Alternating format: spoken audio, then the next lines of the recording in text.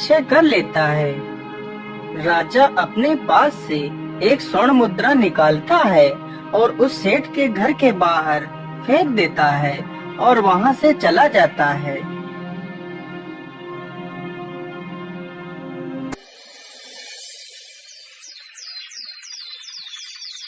इसी प्रकार राजा प्रत्येक दिन उसी सेठ के घर के बाहर से निकलता था और एक स्वर्ण मुद्रा फेंक देता और किसी से कुछ कहे बिना वहां से चला जाता था।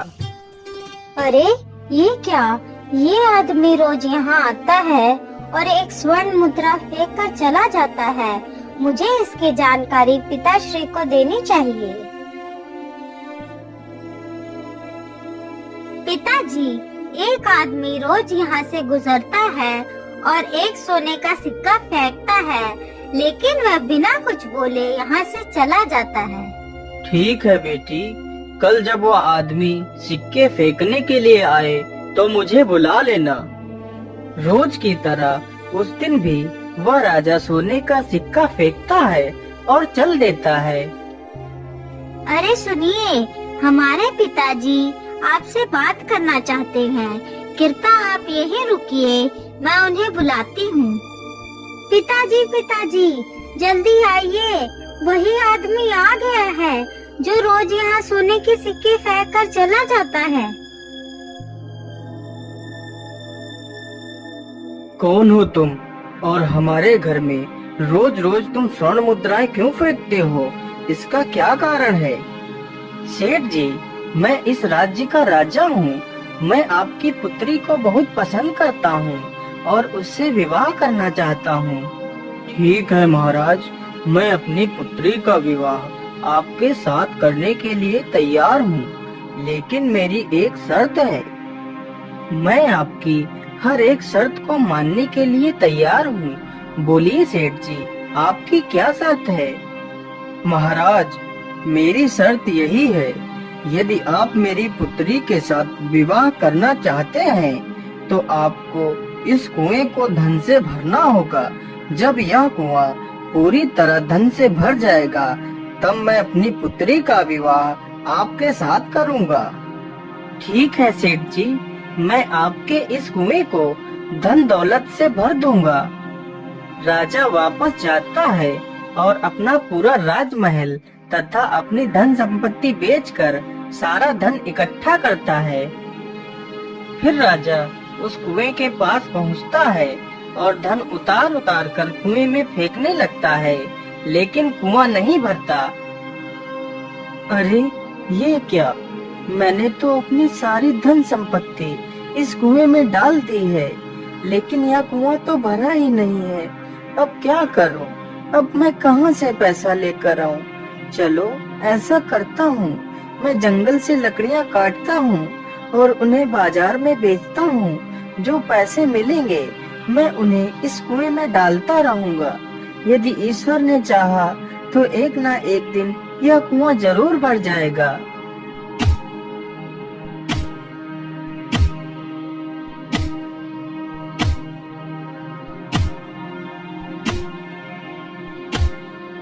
फिर वह राजा जंगल से लकड़ियां काटता और उन्हें बाजार में बेचता। जो पैसे मिलते उन्हें कुएं में फेंक दिया करता और वहीं पेड़ के नीचे पड़ा रहता। इसी प्रकार कुछ दिनों तक चलता रहता है।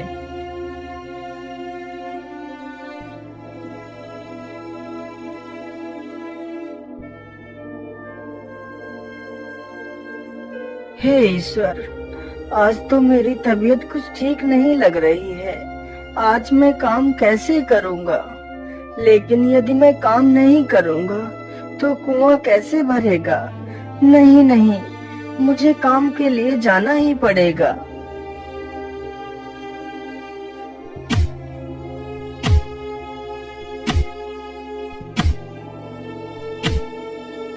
अरे बेटा, तुम इतनी कड़कती धूप में काम कर रहे हो, थोड़ा सा आराम तो कर लो। नहीं बाबा जी, मैं अभी आराम नहीं कर सकता, मुझे अभी बहुत काम करना है। अरे बेटा, तुम्हें ऐसा कौन सा कार्य करना है जो तुम इतनी कड़कती धूप में भी काम कर रहे हो? बताओ मुझे। अरे बाबा, मैं क्या बताऊं आपको, मैं बहुत परेशानी में हूँ। मैं यह परेशानी अपने प्रेम को पाने के लिए कर रहा हूँ। फिर श्यामा कुमार उस साधु को अपनी पूरी कहानी सुनाता है। अब बाबा, आप ही बताओ, मैं क्या करूं? उस कुएं को कैसे भरूं? इतना सारा धन मैं कहां से लाऊं बाबा? बेटा, तुम चिंता मत करो। तुम इस लकड़ी को ले जाओ और उस कुएं की परिक्रमा करके ओम नमः शिवाय का जाप कर इस लकड़ी को उस कुएं में डाल देना, तो वह कुआं धन से भर जाएगा। श्यामा कुमार उस लकड़ी को लेकर कुएं के पास जाता है और परिक्रमा करने लगता है। ओम नमः शिवाय, ओम नमः शिवाय, ओम नमः शिवाय, ओम नमः शिवाय, ओम नमः शिवाय, ओम नमः शिवाय। चलो, अब इस लकड़ी को कुएं में डाल देता हूँ।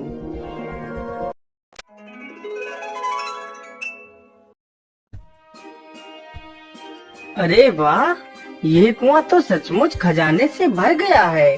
हे भोलेनाथ, तुम्हारा बहुत बहुत धन्यवाद। सेठ जी, चलिए और देखिए, कुआं खजाने से भर चुका है। अरे वाह राजा साहब, तुमने तो सच में यह कुआं खजाने से भर दिया है। अरे, यह तो सच में कुआं खजाने से भर चुका है। अब तो मेरा विवाह इसके साथ अवश्य हो जाएगा। परंतु मेरे पिता तो इतने कंजूस हैं, वो हमें कुछ भी नहीं देंगे और मेरा पति तो खुद कुआं भरते भरते कंगाल हो गया है। मैं ऐसा करती हूँ कि कुछ असरफियाँ अपने पास छिपा कर रख लेती हूँ। फिर सेठ उन दोनों को वहाँ से विदा कर देता है।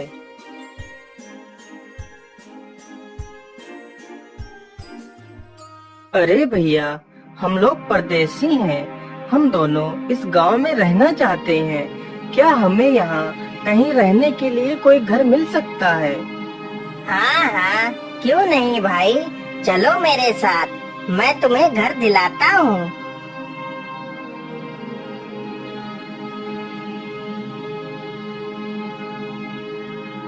मैं तुम्हें घर तो दे सकता हूँ, लेकिन मैं तुमसे रोज 1 रुपया लूंगा। यदि मंजूर हो तो बोलो।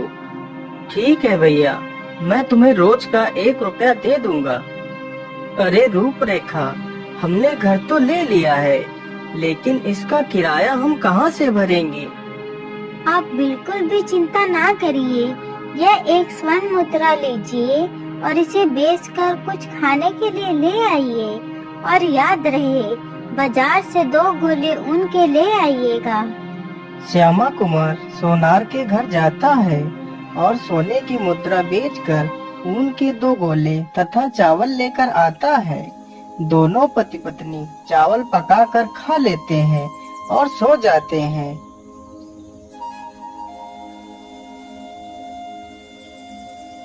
रूपरेखा उन दोनों ऊन के गोलों से अच्छे अच्छे दस्ताने व टोपियां बना देती है। आजी सुनिए, आप इन कपड़ों को बाजार में जाकर बेच आइए। आइए आइए, अच्छे अच्छे कपड़े, दस्ताने व टोपियां लेकर जाइए।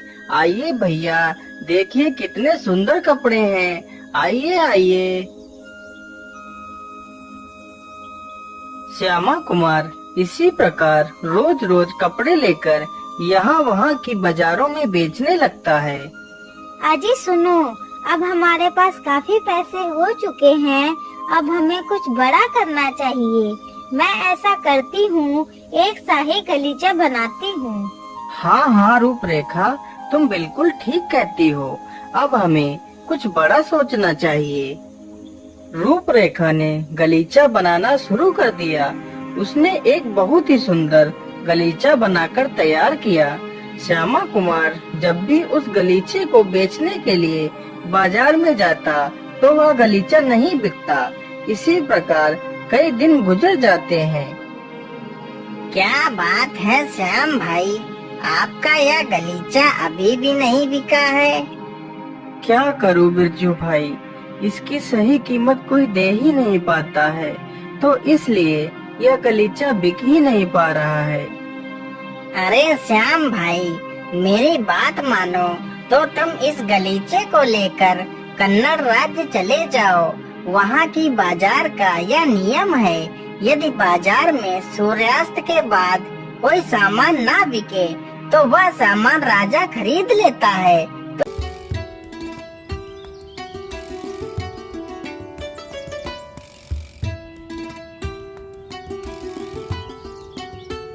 श्यामा कुमार को कपड़े बेचते बेचते शाम हो जाती है और तो कपड़े बिक जाते हैं, लेकिन वह गलीचा खरीदने की किसी की हिम्मत नहीं होती।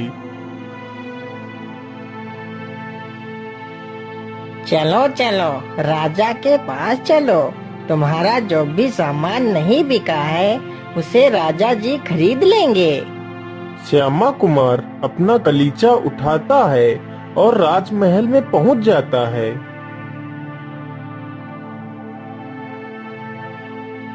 हाँ व्यापारी, बोलिए, तुम्हारा क्या क्या सामान है जो आज बाजार में नहीं बिका है? महाराज, हमारा सारा सामान बिक गया है, लेकिन यह गलीचा नहीं बिका है। अच्छा ठीक है, यह गलीचा तो बहुत सुंदर है, यह किसने बनाया है? महाराज, इस गलीचे को मेरी पत्नी ने बनाया है। अच्छा ठीक है, तो तुम्हारे इस गलीचे की कीमत कितनी है? महाराज, इस गलीचे की कीमत 100 रुपए है। मंत्री जी, इन्हें 100 रुपए नहीं बल्कि इन्हें 100 सोने की मुद्राएं दी जाएं। इनका गलीचा बहुत सुंदर है, इसलिए इसकी कीमत 100 स्वर्ण मुद्राएं होनी चाहिए।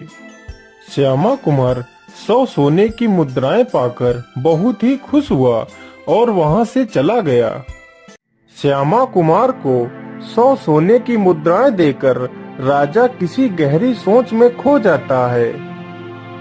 यदि यह गलीचा इतना सुंदर है तो इस गलीचे को बनाने वाली कितनी सुंदर होगी।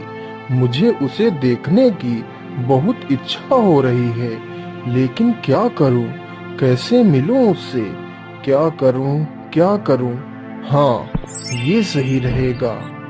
सैनिकों, हमारी दासी को बुलवाया जाए। बोलिए महाराज, हमारे लिए क्या आज्ञा है? दासी, तुम जाओ और इस व्यापारी का पीछा करो और इसकी पत्नी को कैसे भी करके हमारे पास लेकर आओ। इसके बदले तुम मुझसे जो भी मांगोगी वह मैं तुम्हें दे दूंगा।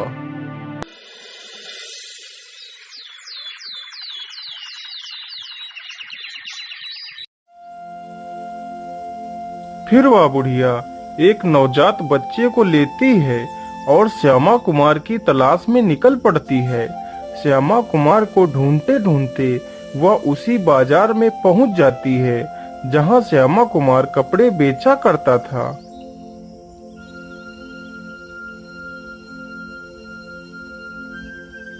वह बूढ़ी महिला श्यामा कुमार की दुकान के पास काफी देर तक खड़ी रहती है। अरे माता जी, आपको काफी देर से देख रहा हूँ कि आप मेरी दुकान के पास खड़ी हैं, लेकिन आप तो कोई सामान भी नहीं खरीद रही हैं। क्या बात है माता जी, आप किसी मुसीबत में हैं क्या? नहीं बेटा, मुझे कोई परेशानी नहीं है।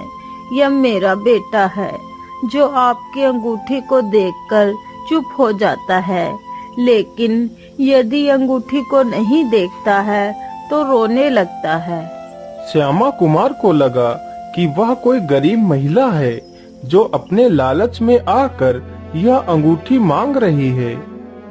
अच्छा ठीक है, कोई बात नहीं माता जी, आप ये अंगूठी रख लीजिए, फिर आपका बेटा नहीं रोएगा।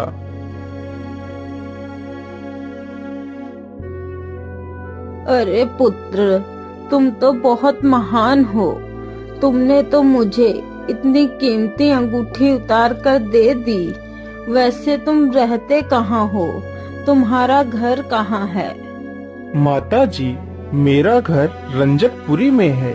मैं वहीं पर अपनी पत्नी के साथ रहता हूँ। फिर वह बूढ़ी महिला श्यामा कुमार के घर जाती है।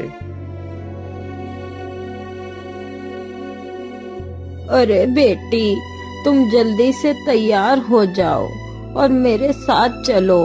अब तुम्हें इस झोपड़ी में रहने की कोई आवश्यकता नहीं है।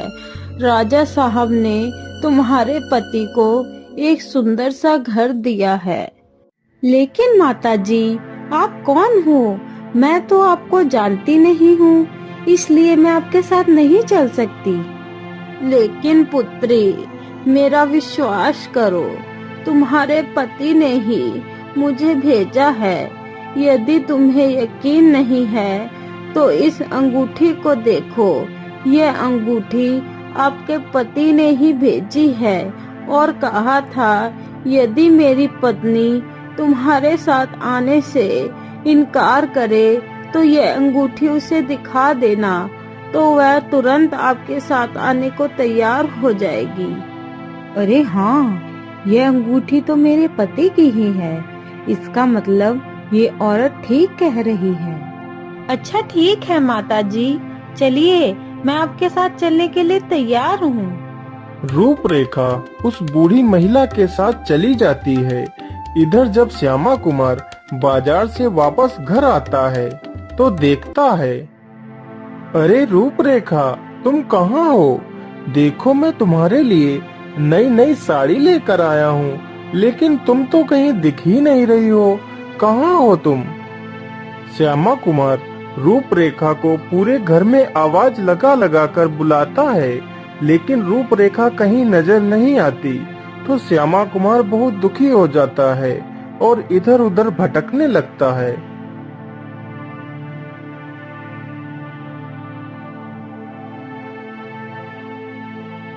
आखिर तुम मेरे साथ विवाह क्यों नहीं कर सकती? क्या रखा है उस मामूली से आदमी में? मैं तुम्हें रानी बनाकर रखूंगा। तुम जो भी इच्छा करोगी, मैं उस इच्छा को पूरा करूंगा। नहीं महाराज, मैं आपसे विवाह नहीं कर सकती हूँ। मैं अपने पति को नहीं छोड़ सकती। वह मेरे लिए किसी राजा से कम नहीं है। नहीं नहीं रूपरेखा, तुम्हें उसे छोड़ना ही पड़ेगा और मुझसे शादी करनी ही पड़ेगी। अगर तुम ऐसे नहीं मानोगी तो मुझे तुम्हारे साथ जबरदस्ती करनी पड़ेगी। हे ईश्वर, मैं अपनी इज्जत इस दुष्ट राजा से कैसे बचाऊं? मैं तुमसे आखिरी बार पूछ रहा हूँ, तुम मुझसे विवाह करने के लिए तैयार हो या नहीं? महाराज, मैं आपसे विवाह करने के लिए तैयार हूँ, लेकिन मेरी एक शर्त है। बोलो रूपरेखा, तुम्हारी क्या शर्त है? मैं तुम्हारी प्रत्येक शर्त को मानने के लिए तैयार हूँ। नहीं महाराज, मैं अपनी शर्त ऐसे नहीं बताऊंगी। पहले आप मुझे वचन दीजिए कि आप मेरी शर्त मानेंगे। ठीक है रूपरेखा, मैं तुम्हें वचन देता हूँ। मैं तुम्हारी हर एक शर्त को मानने के लिए तैयार हूँ। तो सुनिए महाराज, मैं आपसे विवाह तो करूंगी, लेकिन अभी नहीं। मुझे 6 महीने की मोहलत दो। 6 महीने बाद मैं आपसे विवाह करूंगी। तब तक आप मुझे मेरे हिसाब से जीने दो। फिर रूपरेखा उसी महल में रहने लगती है। इधर श्यामा कुमार भटकते भटकते एक दिन उसी राज्य में पहुंच जाता है। हाय मेरी रूपरेखा, तुम मुझे छोड़कर कहाँ चली गई? मैं तुम्हारे बिना कैसे रहूंगा? वापस लौटकर आ जाओ रूपरेखा। यह आवाज तो मेरे पति की लग रही है। अरे, यह तो मेरे पति ही हैं। अरे सुनो दासी, इस पागल को मेरे पास ले आओ।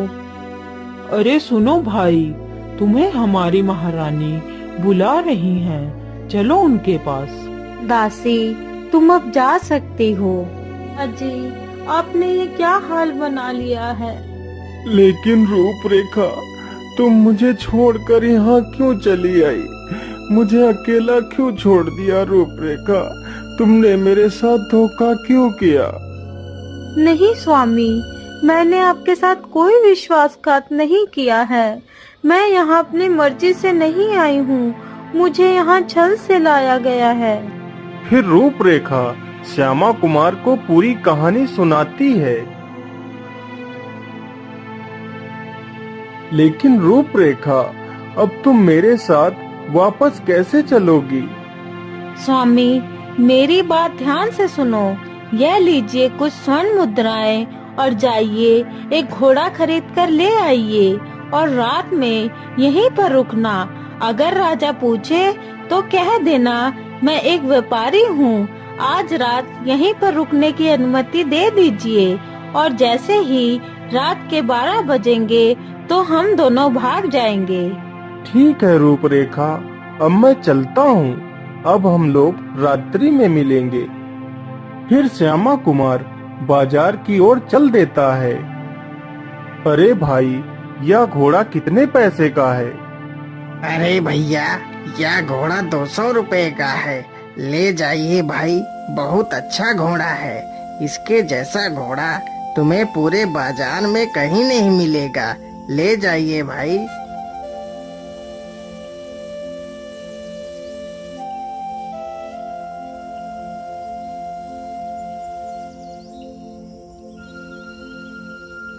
अरे पहरेदारों, मैं एक व्यापारी हूँ, मुझे आपके राजा से मिलना है।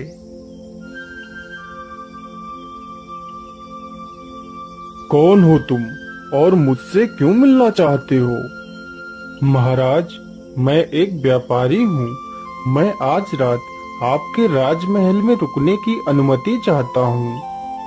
ठीक है, मैं तुम्हें आज रात रुकने की अनुमति देता हूँ। जैसे ही आधी रात होती है तो श्यामा कुमार बिस्तर पर लेटकर सो जाता है। तभी 2 चोर आकर राजकुमार का घोड़ा चुरा ले जाते हैं और चोरी करने के लिए घोड़े को महल के पीछे खड़ा कर देते हैं। एक चोर घोड़े पर बैठा रहता है और दूसरा चोर महल में चोरी करने के लिए घुस जाता है। उधर रूपरेखा पूरी तैयारी के साथ श्यामा कुमार की प्रतीक्षा कर रही थी। अरे, मुझे लगता है स्वामी नीचे खड़े होकर मेरी प्रतीक्षा कर रहे हैं। चलो जल्दी से घोड़े पर चढ़ जाती हूँ। अंधेरा ज्यादा होने के कारण वह श्यामा कुमार को पहचान नहीं पाती है। रूपरेखा को लगा कि वह श्यामा कुमार है, लेकिन वह तो एक चोर था। रूपरेखा, ये मेरे पति हैं, लेकिन ये तो कोई चोर लग रहा है। हे भगवान, ये क्या पाप हो गया मुझसे? अब मैं इस चोर से कैसे बचूंगी?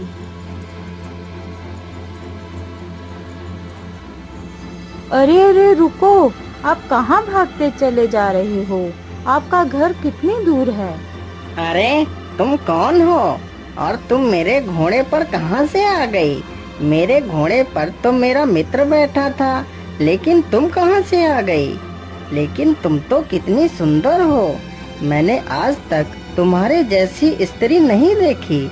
आज तो मैं भगवान का धन्यवाद देता हूँ कि उसने मेरी शादी नहीं की, क्योंकि मेरी किस्मत में तो तुम जैसी सुंदर स्त्री लिखी थी।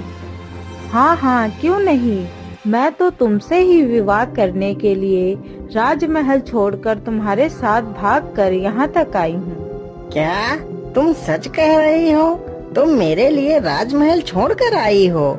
मुझे तो लग रहा था कि मैं कलुआ हूँ, मुझसे तो कोई लड़की विवाह नहीं करेगी। हाँ हाँ, मैं सच कह रही हूँ। मैं तुम्हारे लिए ही भाग कर आई हूँ, लेकिन मैं तुमसे विवाह करूँ उससे पहले मुझे बहुत जोर की भूख लग रही है। तुम बाजार जाओ और मेरे लिए कुछ खाने को ले आओ। हाँ हाँ, क्यों नहीं मेरी जान। पहले मेरे घर के अंदर तो चलो, फिर मैं तुम्हें खाना भी खिलाऊंगा। लेकिन तुम्हारा घर है कहाँ? यहाँ पर तो कोई घर नहीं दिखाई दे रहा है।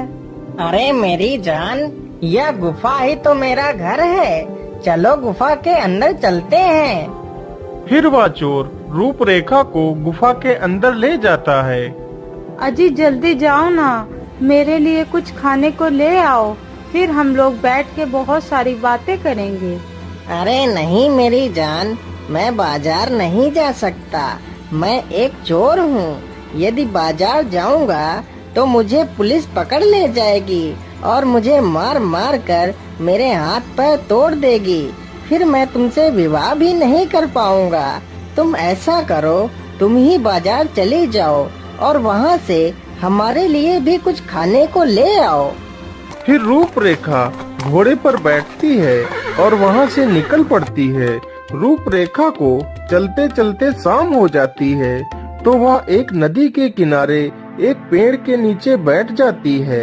उसी पेड़ पर एक हंस हंसनी का जोड़ा बैठा था। अरे स्वामी, कुछ बात कहो तो कुछ रात कटे।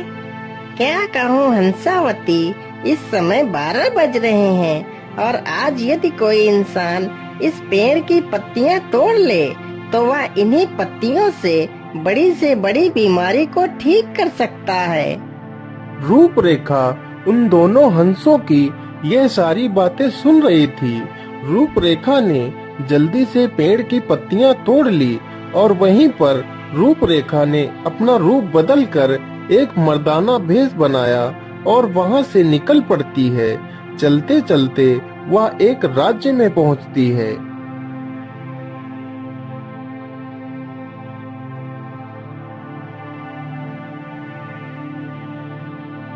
अरे बूढ़ी माँ, मैं एक परदेसी हूँ।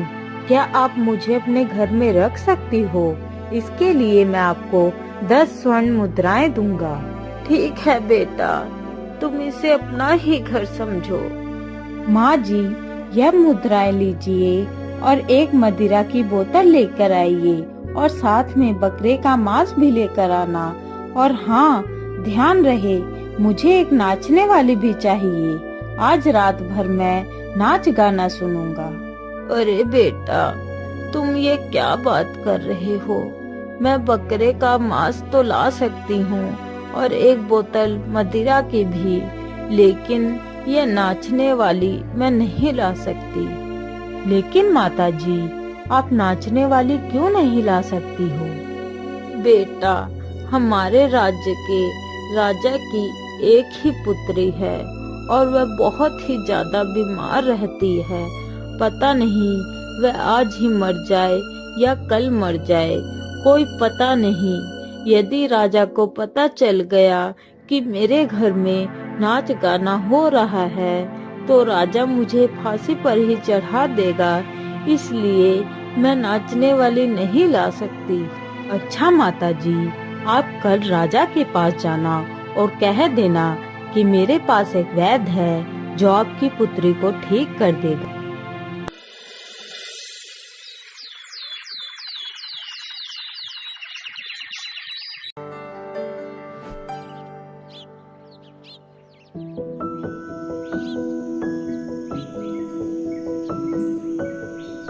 माताजी, यदि तुम्हारा वैद्य हमारी पुत्री को ठीक कर देगा तो मैं उसी के साथ अपनी पुत्री का विवाह कर दूंगा और उसी का राज तिलक कर उसी को राज्य दे दूंगा। अरे बेटा, मैंने राजा से तुम्हारे बारे में बताया था तो राजा ने कहा यदि तुम राजकुमारी को ठीक कर दोगे तो राजा राजकुमारी का विवाह आपके साथ करके आपको इस राज्य का राजा बना देंगे। फिर रूपरेखा राजमहल जाती है और उन्हीं पत्तियों को निकालकर पीसती है और राजकुमारी को पिलाती है।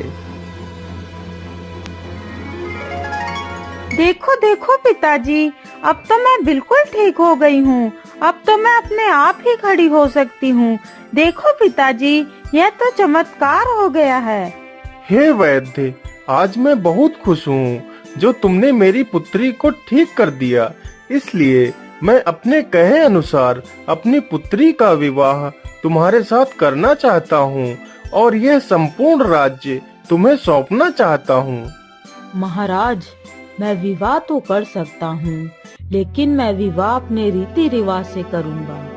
ठीक है बेटा, बताओ तुम्हारा क्या रीति रिवाज है। मैं तुम्हारे रीति रिवाज के अनुसार ही कार्य करूँगा। महाराज, विवाह के पश्चात 6 महीने तक लड़का लड़की पास नहीं आते हैं। फिर राजा अपनी पुत्री का विवाह रूपरेखा के साथ कर देता है और रूपरेखा का राज तिलक कर देता है। उधर श्यामा कुमार और वह राजा तथा वह चोर तीनों रूपरेखा के वियोग में तड़पने लगते हैं और इधर उधर भटकने लगते हैं। महाराज, आज मैं अपने राज्य की सैर करना चाहता हूँ और देखता हूँ कि कौन मनुष्य सुख में है, कौन दुख में है तथा कौन अपराधी है। रूपरेखा अपने घोड़े पर सवार होती है और निकल पड़ती है और उस राजा और श्यामा कुमार को ले आती है। रूपरेखा राजा को पेड़ में बंधवा देती है। हाय हाय मेरी रूपरेखा, तुम मुझे छोड़कर कहाँ चली गई? हाय मेरी रूपरेखा, अब मैं तुम्हारे वियोग में पागल हो गया हूँ। अब मैं खाना पानी भी नहीं खाऊंगा और तुम्हारी याद में तड़प तड़प कर मर जाऊंगा। सैनिकों, इस पागल को भी इस पेड़ से बांध दो। सैनिकों, एक एक चाबुक उठाओ और इन दोनों की खाल खींच दो।